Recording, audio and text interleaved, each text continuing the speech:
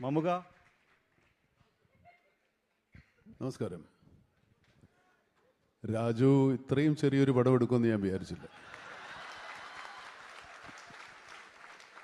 നമ്മൾ കണ്ടിട്ടുള്ള ഏറ്റവും വലിയ ചെറിയ പടം ഇതാണ്.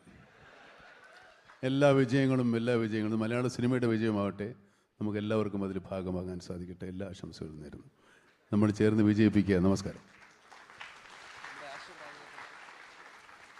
ആൻ്റണിയുടെ ആശീർവാദമാണ് ഇപ്പോൾ പ്രത്യേക ആശീർവാദം ആഗ്രഹിക്കുന്നത്. പക്ഷേ ആശീർവാദിക്കാൻ മാത്രം എന്ത് അർഹതയാണ് എനിക്കുള്ളതെന്ന് അറിയില്ല. പക്ഷേ എല്ലാ ആശംസകളും സ്നേഹവും ആശീർവാദ് ഫിലിംസിനും ആൻ്റണിക്കും എൻ്റെ പ്രിയപ്പെട്ട ലാലിനും നേരുന്നു. പൃഥ്വിരാജിന് വിജയാശംസകൾ. പൈസ